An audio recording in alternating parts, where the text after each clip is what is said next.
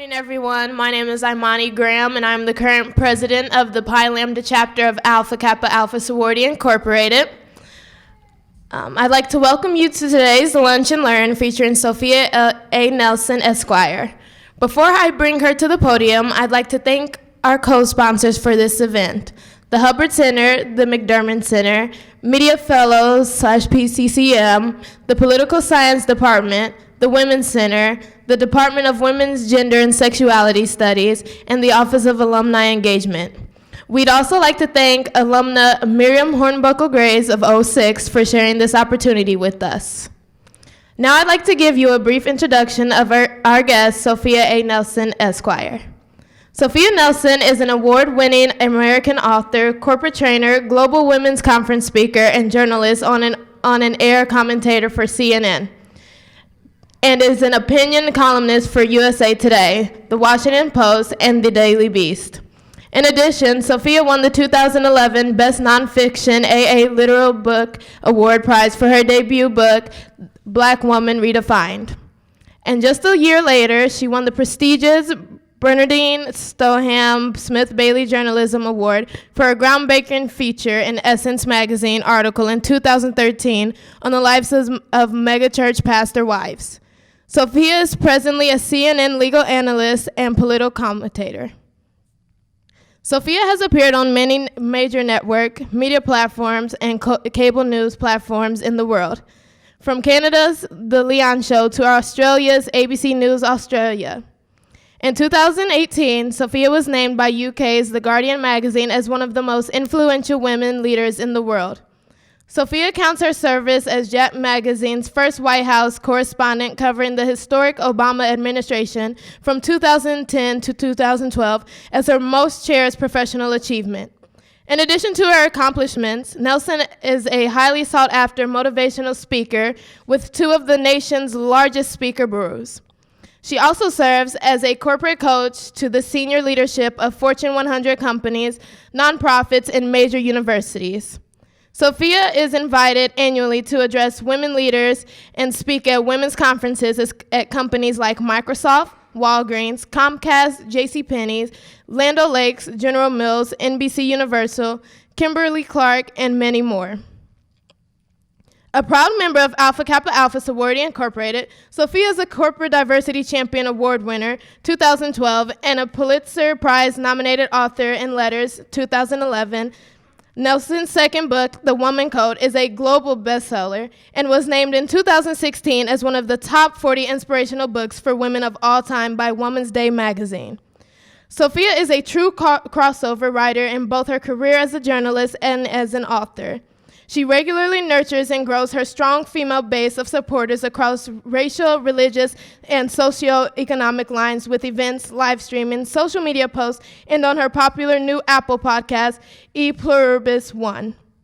Without further ado, I present to you my sorority sister, Sophia A. Nelson, Esquire. Good morning. Good afternoon, actually. Good afternoon. Is it afternoon yet? Just about.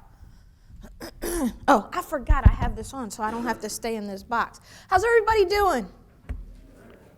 Now, I know that I'm going to compete with pizza, and that means I lose. So enjoy your pizza and keep eating. I remember being in college, and I'm glad to see that millennials eat pizza too, so that's a good thing. It hasn't changed. I would like to start this morning first by thanking the university for having me, the University alum, and also to Pi Lambda chapter of Alpha Kappa Alpha Sorority Incorporated also for having me here, and for the graduate chapters. It means a lot. I was on campus, what was it, 5 years ago now? For the 25th anniversary of the chapter. And I think we were in this room actually, and they had it set up for dinner, so it's great to literally be back in the same spot giving different comments, of course. Now, you all know that we are in an election year. We are in a political election year, and we're going to elect a new president, or we will re-elect the same president.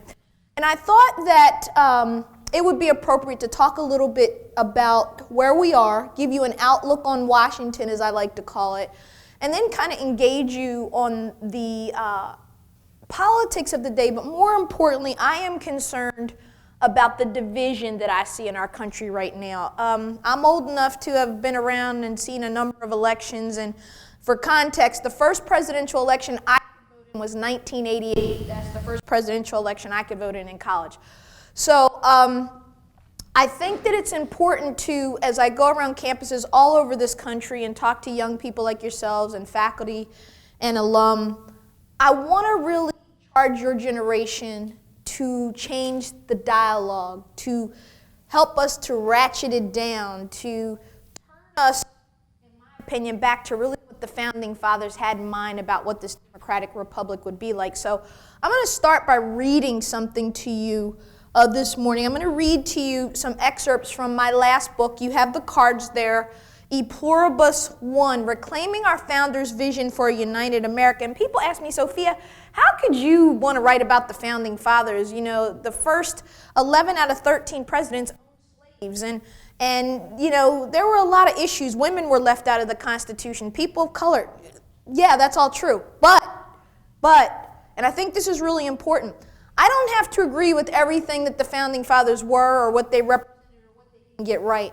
What's important is that I also find the good in what they did and find the purpose and the vision that set us on this course where we find ourselves right now in America. And so I think that one of the big things we're going to talk about a little bit today, and this is going to be interactive, no boring lectures, none of that, I don't do that, is that I want to talk about we've gotten ourselves into this place now where we no longer know how to disagree respectfully. A lot of that has to do with social media. A whole lot of it has to do with texting and posting, and it's just where we are in our attention span. And when someone disagrees with us now, we want to destroy them. We don't just disagree. We name call, we demean, and that's not what this is supposed to be about. That's not what America is supposed to be about. So I'm going to read you a couple excerpts from the book, and then I want to talk about the debates last night. How many of you watched the debates last night? Oh, good. At least half of the room did. And I want to talk about the debates, the election, the impeachment. I want to kind of walk you through that, having had a first-hand as a journalist covering. This would be my second impeachment because I was a young lawyer during the first one, Bill Clinton, when he was in office, and I worked on Capitol Hill as a Republican committee counsel. So my background is actually as a Republican. Jack Kemp was my mentor. You probably don't know who he is. Some of you in the room are as old as I do, but he was a congressman from New York, a great conservative who really focused on outreach in communities of color and bringing into the Republican tent a more diverse party. And of course, the Republican Party has changed a great deal from the time when I first joined in the 80s, 1980s, late 80s, till now. And we'll talk about that a little bit too in the age of Trump, and we'll get into all of it. So I'd like to start though with something hopefully a little bit inspirational and aspirational for us. So this is from my book, E Pluribus I. Which mic am I using? Should I step away? Is that, because I think they're both on. Okay, very good. Give us a second. We got technical issues, but is it okay?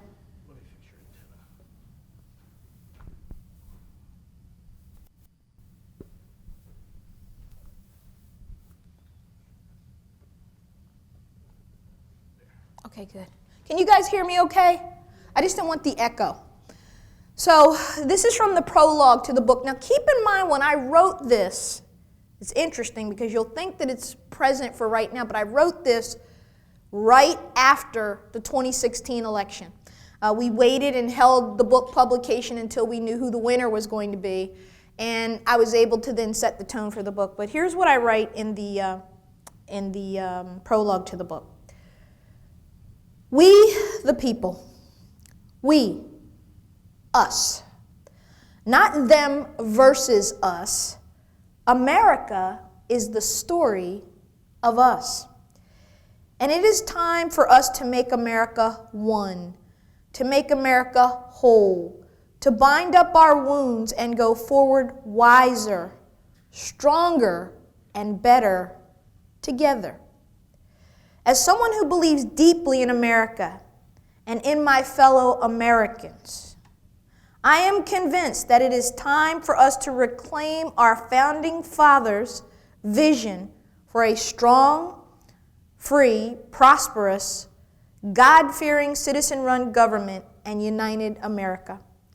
It has to start, though, with us. And that means all of us, not just some of us. We are in this together, after all. We always have been.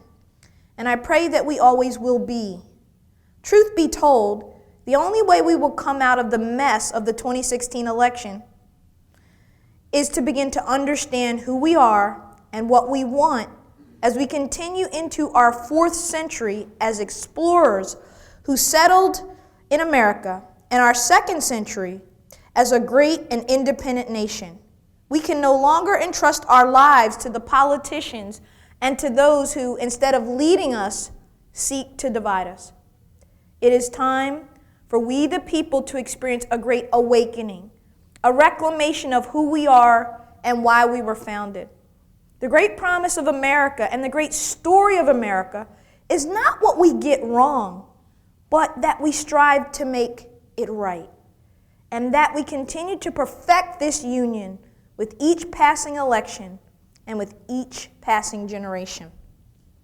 Those words could fit right now in the time we're in now, because this 2020 election, as we all know, is going to be very divisive. Our country is very divided. If you look at the polling data, whether it was on impeachment, whether it's on whether or not the president should be reelected, whether it's not on how we feel about race relations, gender relations, pay equity, health care, you name it, we are pretty evenly split as a country on, sadly, right conservative versus left liberal. For those of us, the vast majority of us who are in the middle, because America is a center-right country, I like to say, it's not the fringes. We're being by the fringes. And I mean that with all due respect. It's extreme. Just look at the dialogue and look at how people talk to one another and how they treat one another. And I want to encourage again, your generation to do something different and get back to the values of the founding fathers. And again, people will push me on that and say, but again, Sophia, we had slavery. Women were, we did. That's absolutely true. But the experiment that they came up with, when Thomas Jefferson penned the words, in 1776 in the Declaration, we hold these truths to be self-evident, that all men are created equal and endowed by their Creator with certain unalienable rights, that among these are life, liberty, and the pursuit of happiness. He owned slaves when he wrote those words. It's a dichotomy. It's a hypocrisy. But that to me is the interesting thing about America, that we evolve, that we progress, that we perfect the union. So young people, don't be cynical by what you see and don't tune out. My biggest charge to you today is to not tune out of what you see and hear because you think it's noise and you think it has nothing to do with you. It has everything to do with you. It has everything to do with all of us in this room. What happens in Washington impacts your life big every day. And so as I get out into the heartland and as I travel down to the deep south or to the far west and the northeast and the Great Lakes and everywhere I go and talk to colleges and companies, I realize that I don't think the country is divided. I think Washington is divided. Does anybody else have any, this is interactive. Anybody agree with that, disagree with that, thoughts? Yes. Neil McKinney, I do agree. I think that despite being elected by people, the agenda of a lot of politicians really rest on their characters themselves, and by sort of listening to the larger narrative of particularly Republicans versus Democrats, it kind of creates this collective group thing where they themselves are starting to resist the idea of being individual to make their own choice that represents everyone beyond sort of where the group is at. So even though they have factions in between all the parties, or within the parties, I still think that overall it's a reflection of people basically showing that they don't know how to work together, and this is not why we elected them. And if there was a way to collectively pull them all out, I think that would be the best because of the fact that there's just no working together. Yeah, I think you nailed it, and I think I agree with you 100%. Just to give you my take on Washington right now, How many of you watched impeachment? Wow, not very many. Did you listen? Did you keep up? Did you read about it, engage about it? Let me ask you, for those that did not watch it or pay attention, somebody tell me why. Why didn't you? The impeachment of a president happens very rarely. It's only happened 3 times in the history of this republic. People think that Nixon got impeached. He did not. He resigned. Articles of impeachment were drafted against him, but he was smart enough to get out before he got impeached. But I want to know, yes, young man, why'd you tune out? Why didn't you watch? Well, first of all, my name is Young. My name is sophomore, but I just felt really burnt out. Like Andrew Yang said it, it's like a football game where you know what the score is going to be at the end, right? So what's the point of it? And we just saw Trump pulling over just went up. So I think it was a colossal waste of time. I think the argument against him could have been a more convincing one, like a phone call. Like we could have gotten on like the annulments calls or something. So I just thought it was a big mistake for Democrats, and his pulling over was right. Interesting. Now, let me hear from somebody who did pay attention, and why did you? Young man, did you have your hand up? Did you watch or you didn't? I kept up with it reading-wise. So what'd you think? Kind of like what you said. I feel like it's kind of a historic moment. It's not every day that you get to say that the president was impeached, and even though I kind of agree it is futile in a sense, I still felt like it was kind of like a civic duty in a sense to have some idea. That's amazing. Anybody else, any other thoughts on impeachment? I mean, let's talk. Again, this is a lunch and learn, so let's dialogue. Yes? I just think it's really weird that right after they impeached him or right before, they then decided to increase his military budget by like the tune of $200 billion. So is it that he's incompetent, or we're going to impeach him but then give him more money, like pass more of his bills? So it's kind of a dichotomy there that I'm not seeing. Let's break this apart a little bit because this is good. This is important. To me, the divisions of the country deepened greatly during impeachment. But what I thought was interesting, there was one glimmer of hope, I thought, during impeachment when you look at the polling data, which I do every day when I wake up, as we all do. We're going to get on air and talk. I, for one, like to know what I'm talking about. And I try to keep it, if you see me on air, I try to be a voice of moderation and reason. I don't like when people get on either side and start the bomb throwing and doing what they do, because to me, there's a bigger thing at stake. It's this thing called America. And what I hear from you is very typical from what I hear all over this country. People are like, why bother? It's already rigged, whether it's impeachment or whether it's the legislation, whether it's health care, whatever it is, Americans feel disconnected from Washington. And I think what you said, what was your name again, sir? Who talked? Neil, I think you're right. I think that I'm a big fan of term limits. I think that if we had public financing and term limits, things would be radically different in Washington. Because what happens in Washington is what happens sometimes in state legislatures. People, look, if you watched the debate last night, Bloomberg's a billionaire, folks. He doesn't care about what people think. When you're rich like that, you saw his attitude about the non-disclosures with women, and I'm thinking, has his team not prepped him for this at all? Does he not know women are going to decide who the next president is? There's like a 32-point gender gap that President Trump has. Women don't like him. You can imagine why. He says things that are just unbelievable. But women generally don't like him. So if you're the Democrats, you have to try to capitalize on that gender gap. And Bloomberg just flubbed that question badly with the non-disclosures, and basically was like, yeah, we'll just stick with the non-disclosures, whatever. It was kind of like, I don't really care. Can we move on? And I think that there's a disconnect. It's power. And what happens when you have term limits or when you have public financing, you know, if anyone in this room wanted to run for Congress when you get old enough to run, and you know, you wanted to run for office, we just had a county race in Loudoun County, Virginia. I live in Loudoun County, Virginia, which is per capita the wealthiest county in the United States. It's $138,000 is the median salary in Loudoun County, Virginia. I think the median in America is 40-some thousand. We're right in the backyard of the federal government. All the tech jobs, 70% of the world's tech internet goes through Northern Virginia. And so I think that it's important that you realize for a county election, we just had a county election. They spent millions on a county election. It wasn't even federal. It wasn't even for state. So the cost of running for office is through the roof. That's why Michael Bloomberg was on that stage last night. He spent something like $500 million on ads. He He hasn't been in this primary process if you've been watching, but he spent so much money on ads that he has jumped up into the polls. And what? He's been able to literally buy his way onto that stage. And so what that does for the rest of us in this room and throughout the country is we go, well, if I'm not rich, if I don't have lobbyists, if I don't have access to this, it doesn't affect me. And to your point, most people felt like you in this country that they knew the outcome. He was not going to be removed from office. You had to have 67 votes to remove a president. We've had 3 impeachments in this country. Andrew Johnson in 1868, Bill Clinton in 1998, and then, of course, Donald John Trump in 2019-20. None of them was removed. Andrew Johnson was saved by 1 vote. Edmund G. Ross, Google him, was the guy that saved him. JFK wrote about him in his book, Profiles in Courage. Bill Clinton, I think, had 14 votes to spare. And President Trump, he only had 1 Republican, Mitt Romney, who voted to convict. And everybody else stayed in line, partisan.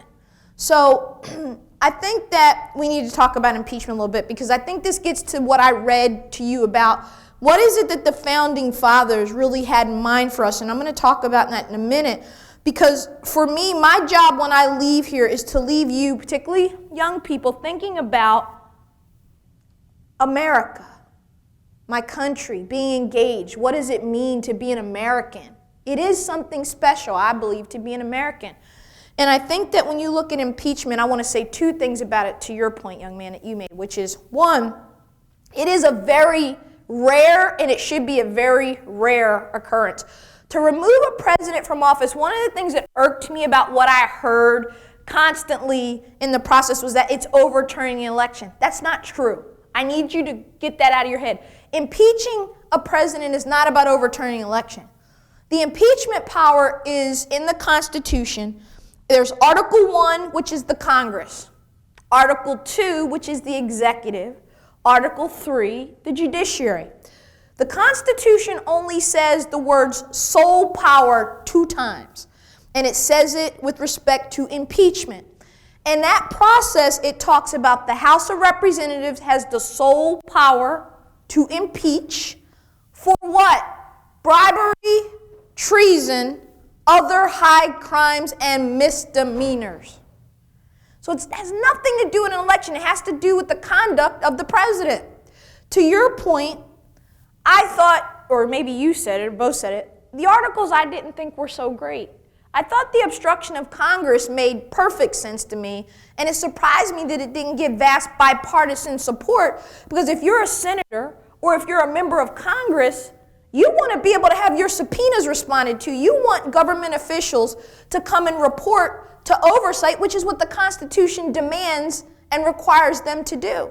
But again, in a partisan, divided, bitterly divided Washington, that didn't happen. But I agree with you on the abuse of power. I would have done bribery. Bribery is specifically stated in the Constitution. And if I say this for that, I'm bribing you. So it is a quid pro quo. And I think the emoluments violations, I agree with you. I think those are plenty. But I think that, again, in a partisan process, the way it was, and I'm not making a judgment either way, I'm saying that both sides were dug in. They knew what they wanted, and they knew what they didn't want for an outcome. So I think that, and then the Senate has the sole power to try. So when you think about impeachment, I want you to not buy into what you heard and all the stuff you heard people saying. I want you to understand it's not about overturning an election. It is a device that the Founding Fathers gave to the representatives and the senators in case you got an executive who was rogue, someone who was dishonest, someone who used his public office for his own gain, emoluments, or someone who did engagements with foreign governments. They were very worried, the founders, about foreign interference in our elections. How many in this room read the Constitution? Anybody? You read it in a while? Read it. You should know your documents. When you start your new jobs, when you graduate, people here who work, when you go to orientation, what happens? They give you a book. The HR lady comes and says, here's everything you need to know, your documents. Your country has documents too. And my fear is so many of us aren't reading those documents. We're not engaged in this process, and that's a problem. I want to read to you some founding principles, 15 fundamental codes of our founding fathers. These are right out of the Constitution or other documents, but I think it's important to know, as we have an election right now with a candidate, Bernie Sanders, who is a Democratic socialist, I honestly believe that if Sanders is the nominee, Trump gets reelected in a walk. Now, I know some young people are Sanders fans, and that's okay. I have a problem with that. But America is not a socialist country. America is a democratic republic, and that's something very different.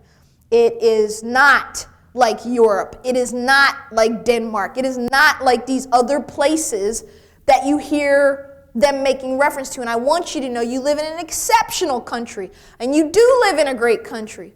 And you live in a country that offers opportunity in ways that we're the envy of the world. People come here, folks, when they get sick. People want to come here to start their lives. People want to come here to start their businesses.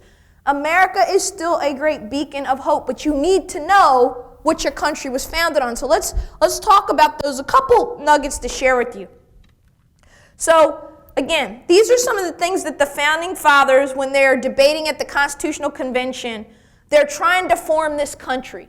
They want to know what it's going to be about. They're going to make it different. Now, context, again, we are fleeing the oppression of a king, a tyrannical king who's taxing and taxing and taxing. He's got his soldiers in the streets of Boston and in other places in the colonies with guns. And it all starts in Boston, as you know, in Lexington and Concord. You know, you've got a rogue, authoritarian king. And the founding fathers don't like this. So they've now defeated King George. They beat back the biggest army at that time in the world. Think about that again. Anybody watching George Washington on History Channel right now? Fascinating. Am I the only nerd in here who watches History Channel? Come on. That is really something you guys, listen, again, I know you're thinking like, why would I want to watch George Washington? Because you need to know how your country got started. Yeah, I'm excited about this, and I know it's probably weird, but at the end of the day, it's not.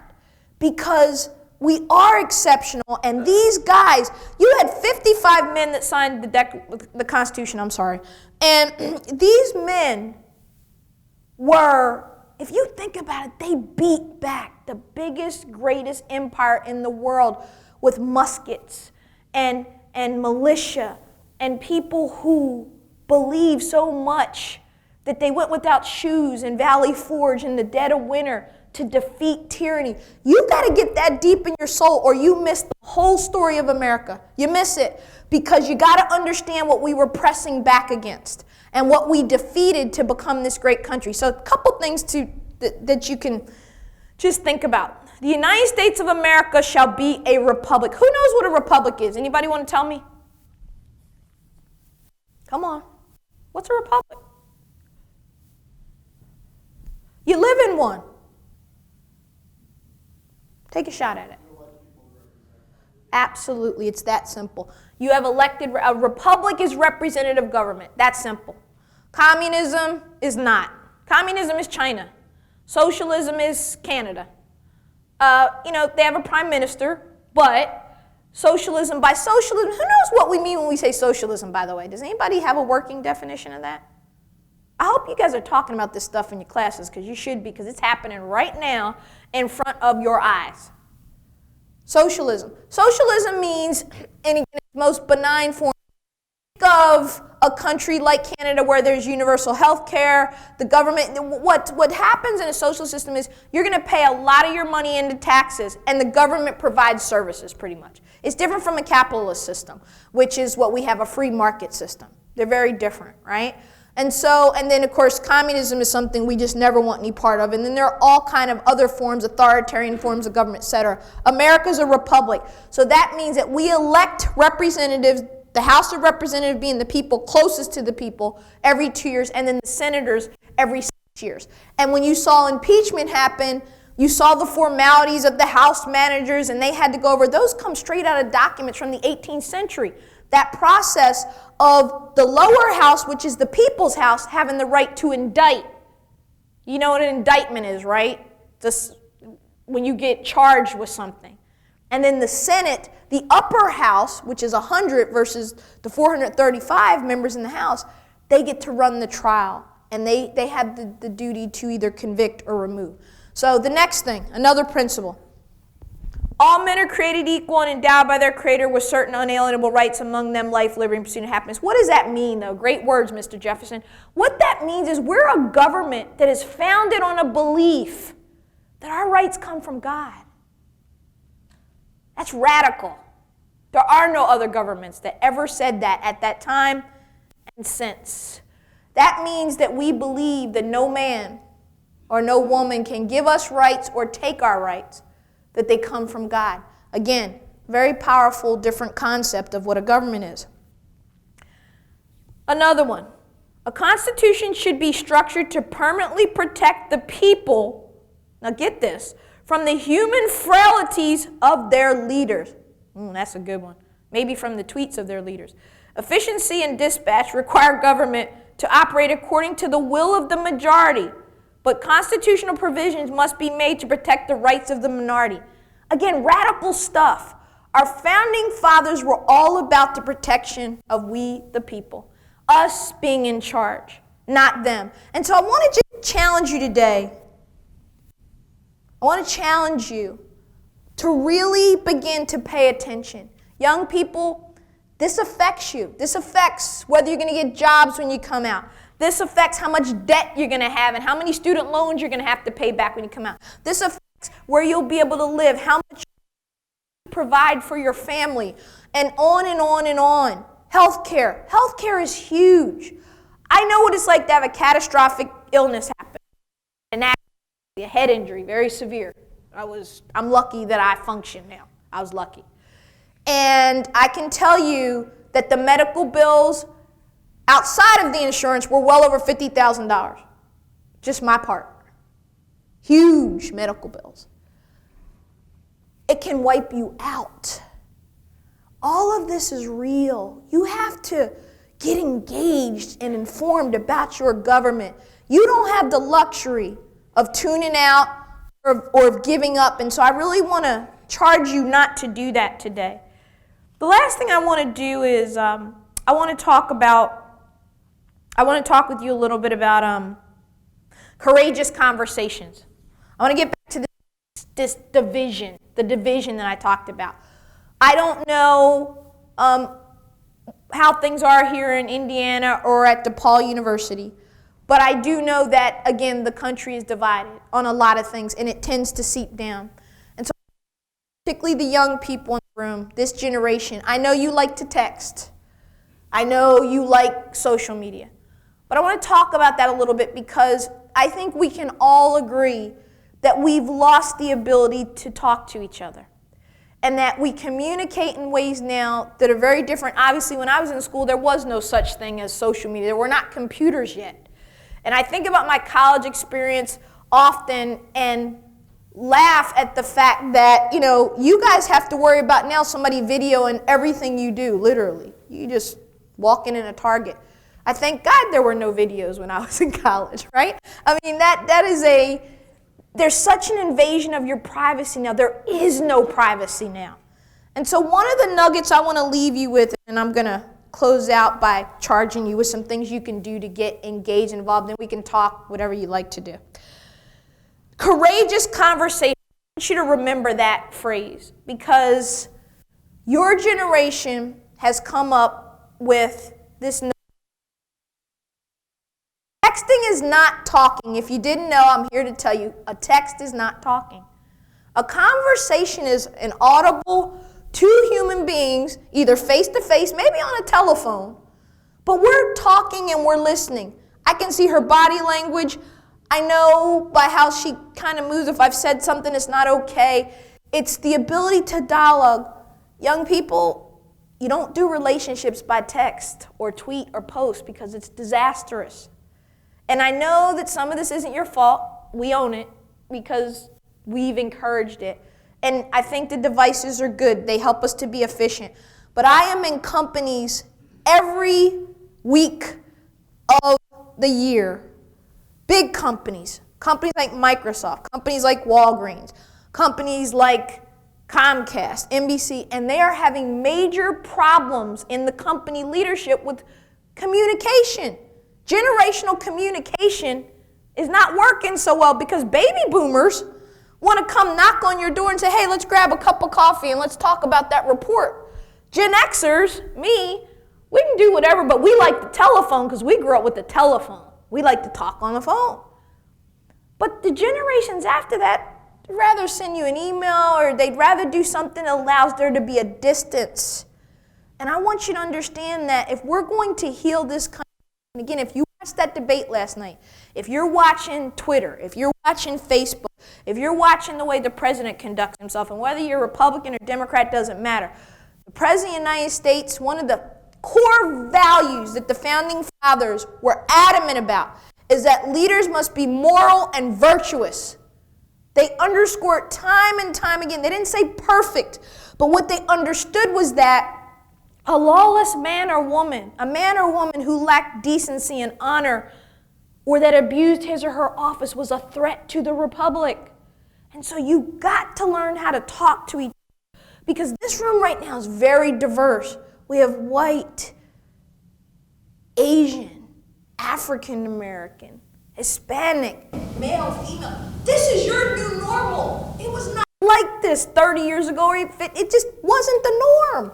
You now will all work together as you men. You will have female bosses, and you will have to be okay with that.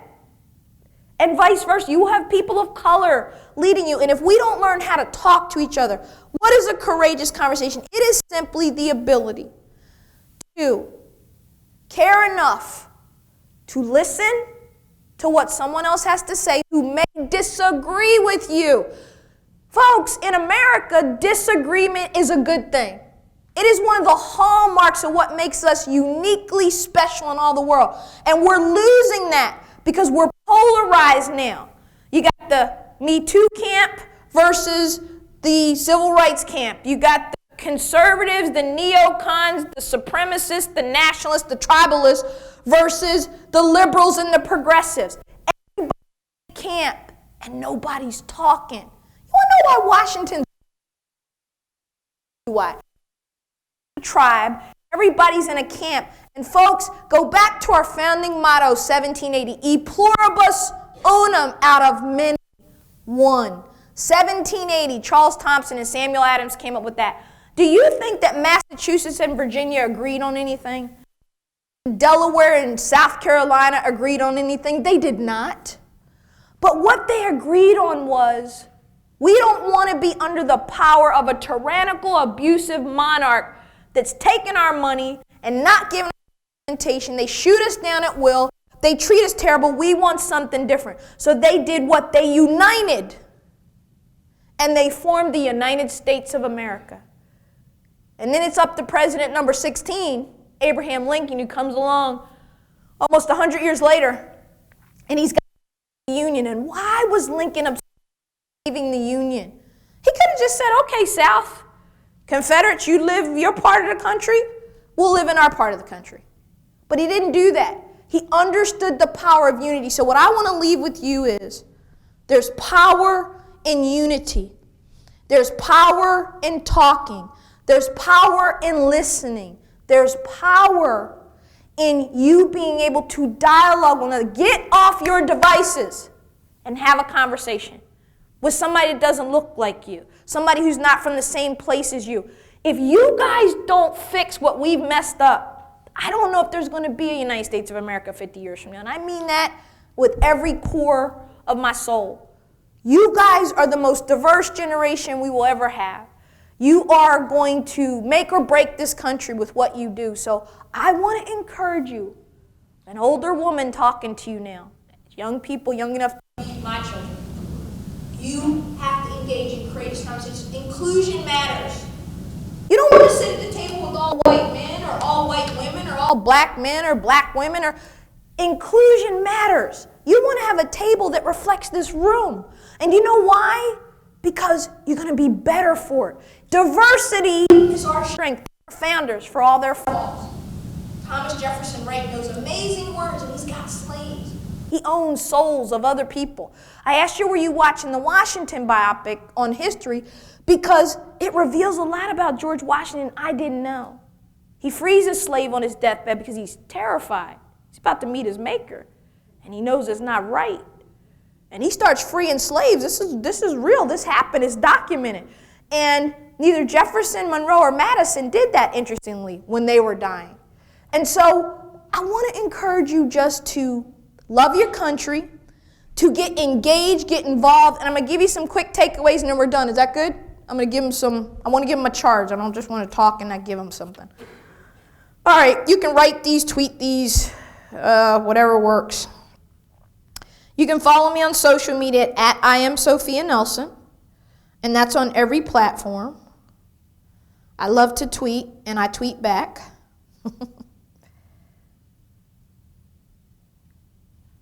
But I want to give you, there were some takeaways of what you can do, because you could say, Sophia, all of this sounds good, but what do I do? So here's a couple things you can do to help bring your country back together, to begin to dialogue with each other. Again, disagreement is good. We don't have people we disagree with. Because you're a Republican and I'm a Democrat or vice versa doesn't mean we shouldn't be able to talk about the things we do agree on. And I shouldn't call you names. I think we're way too quick in this culture to call people racist. We're too quick to call people sexist. We're too quick to call them something. We got names for everything. We're too quick to label people. Listen and learn from each other. That's how you grow, and that's how you create a stronger America, workforce, everything. Okay, so a couple things you do. Number one, read the Constitution. They got pocket copies for $1 all over. You can get one. Read the Constitution. Number two, learn about how government functions. I gave you a quick 30-second primer on impeachment. Told you what it was like. Most people watching had no clue. They didn't understand what was happening, why the House could do something, what was going on in the Senate, and people tuned out because they didn't understand. Number three, this one's easy. Get active in your local government. Volunteer for one of the presidential campaigns. Indiana's a state, you're a battleground state. You're a state people want to win. I mean, yeah, it tends to, but Obama flipped this state in 2008. This is a red state. It can be purple at times. My point is that you can get involved in one of the presidential campaigns. Get involved. Tune in. Be connected with now this one, you're in college. Read. You're like, we read a lot. But I'm talking about read. For real. Not just your assignments. You should be exploring. You should want to know about things that are different. Devour books. Books are knowledge. And lastly, know who your elected officials are. How many of you know who your local councilwoman, etc., congressman, senator are? And you should call them when you don't like something or when you need something. That's why they're there. Folks, this isn't complicated. I want to leave you with this, e pluribus unum, out of many, one. We are not divided like Washington wants us to believe. But it's up to your generation to change this country for the better, and I have every faith in you that you will. But you're going to have to want it.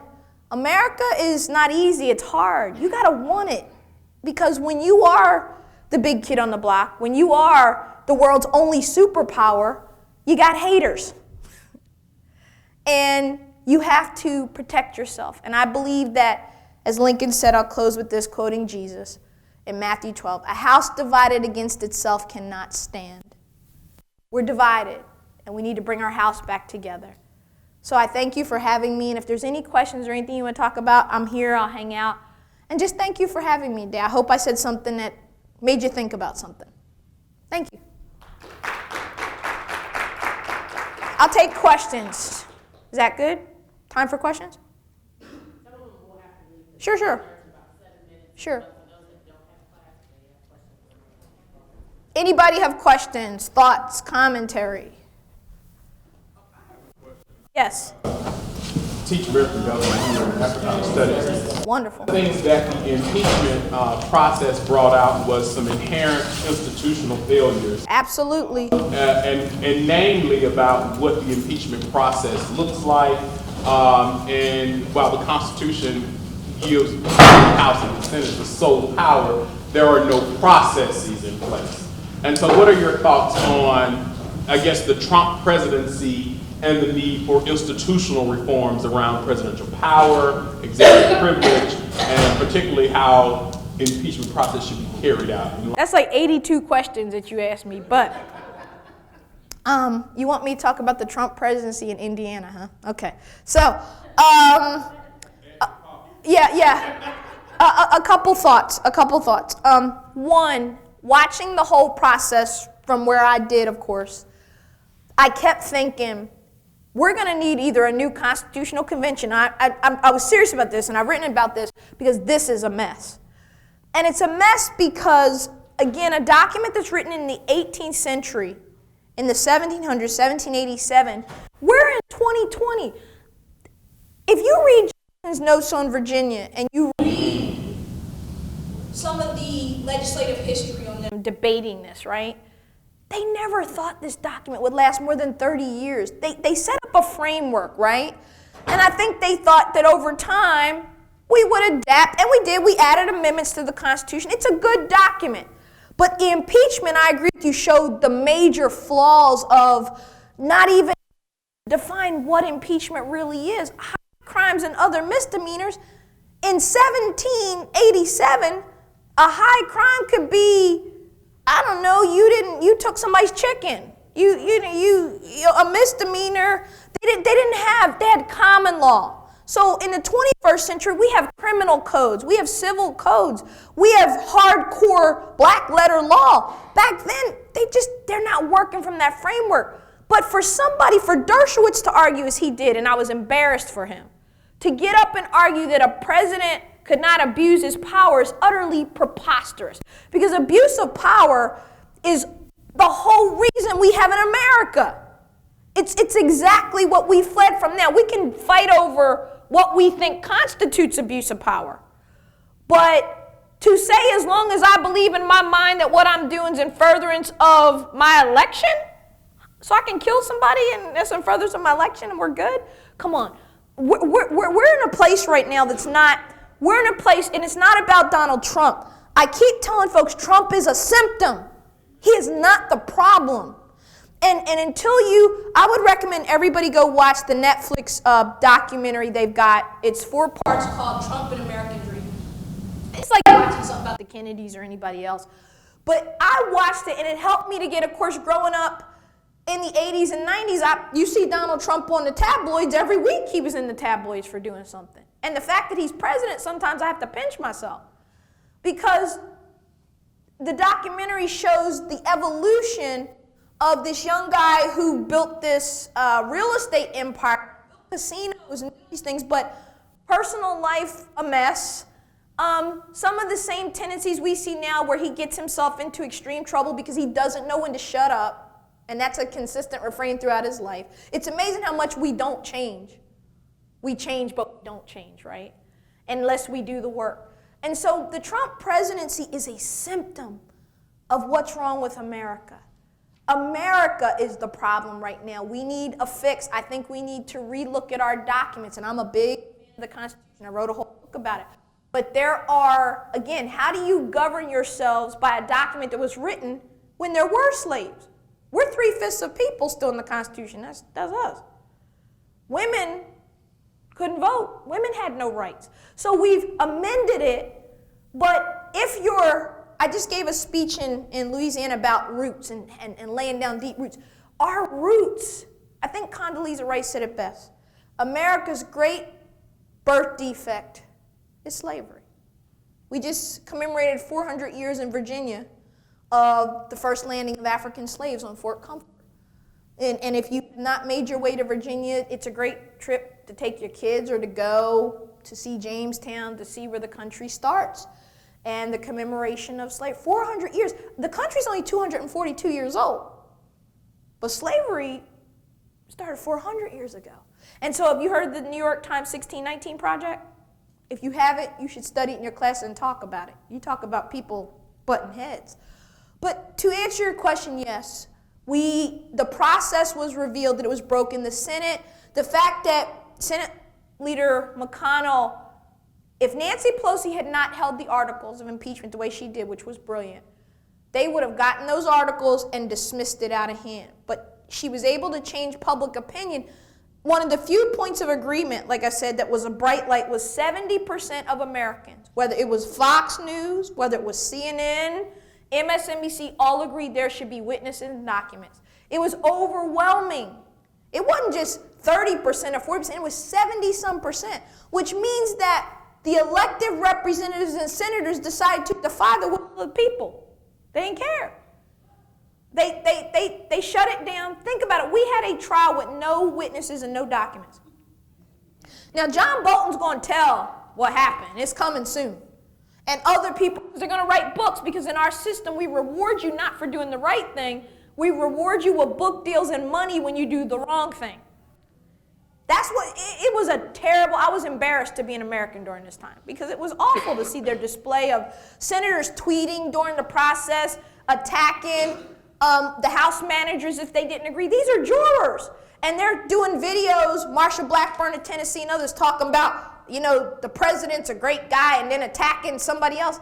You're a juror. They didn't take it seriously because they knew there was not going to be. Now, some of those senators, those 7 Republican senators who have tough re-elections, I'm going to tell you, Susan Collins gone. She's not going to get re-elected. You can quote me on that. I think that Cory Gardner in Colorado is in a lot of trouble.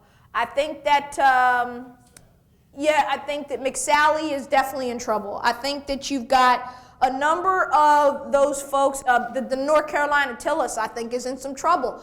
I think that, it just depends on who shows up at the polls.